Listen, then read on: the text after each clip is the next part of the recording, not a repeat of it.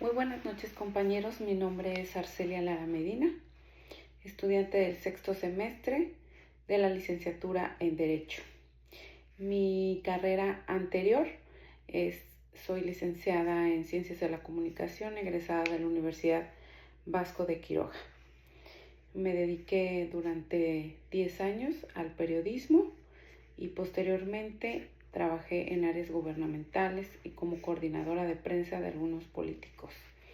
Y esta sería mi presentación ante la materia. Y bueno, respecto al trabajo que nos toca en esta materia, vamos a comenzar por lo que tiene que ver con las generaciones de los derechos humanos y que estos se dividen en 3 partes. El primero tiene que ver con los derechos civiles y políticos. Y bueno, ¿qué comprende esto? Es que en primera instancia pedían libertad individual, emergieron en la Revolución Francesa y están enfocados en los derechos legales y políticos. Aquí quiero hacer un paréntesis.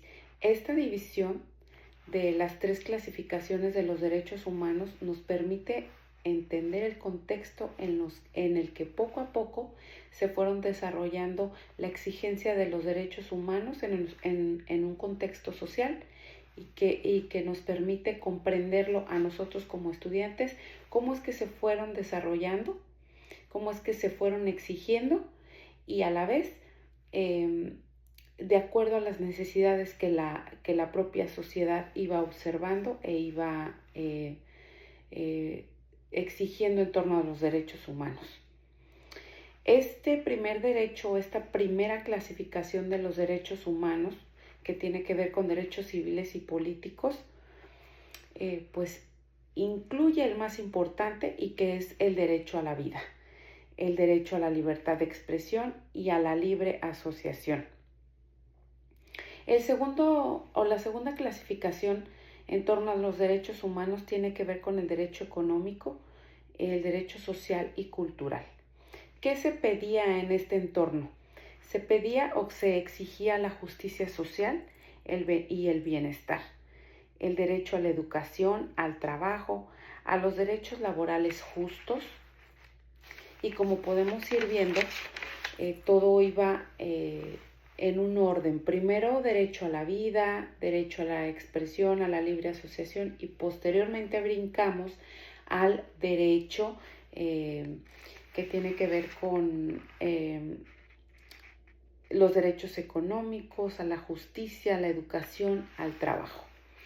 Y la tercera clasificación tiene que ver con los derechos de los pueblos y la solidaridad. ¿Qué pedían en esta clasificación? Solicitaban la solidaridad y la cooperación internacional, los derechos al medio ambiente y a la autodeterminación, el derecho al desarrollo sostenible, el derecho a la paz, a la autodeterminación de los pueblos, a las generaciones que se fueron desarrollando solicitaban demandas y eran muy cambiantes las demandas que estaban haciendo en torno a los derechos humanos. Y pues bueno, en ese momento buscaban las necesidades más emergentes, lo que consideraban ellos lo más importante en torno a los derechos humanos. Y bueno, como se nos solicita en la tarea, tenemos que ver la ventaja que tiene clasificar en estas 3 partes a cómo fueron surgiendo los derechos humanos. Y lo primero que tenemos que decir es que esto nos permite la comprensión de cómo se fueron desarrollando y que nos permite tener una interrelación de los distintos conjuntos de derechos que existen. Ahora vamos a hacer una evaluación de lo que tiene que ver con el segundo y la tercera clasificación de los derechos humanos.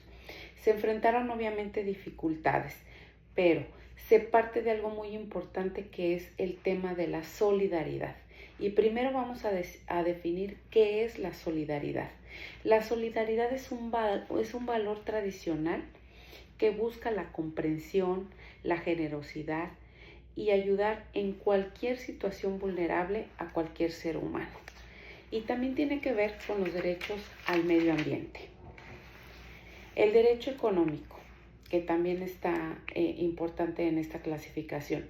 Son derechos humanos, socioeconómicos en el lugar de trabajo, en los que se debe garantizar la seguridad social, la vida en familia y la participación en las actividades comunes que lleva una vida normal en una persona.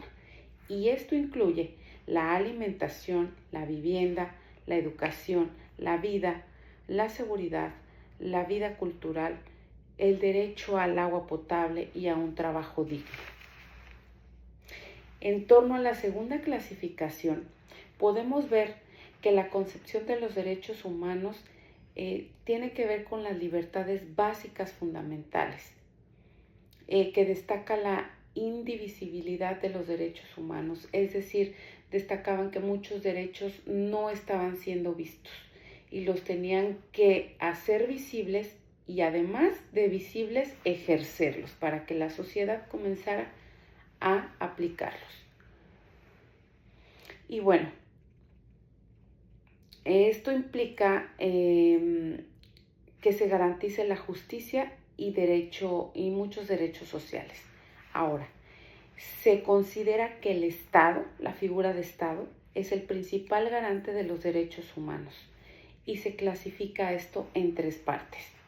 La primera es el deber respetar. Y esto tiene que ver con la negativa de respetar y de no interferir en la plena realización de los derechos humanos.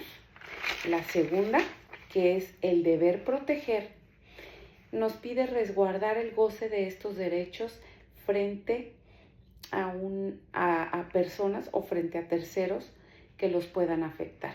Y finalmente, el deber garantizar.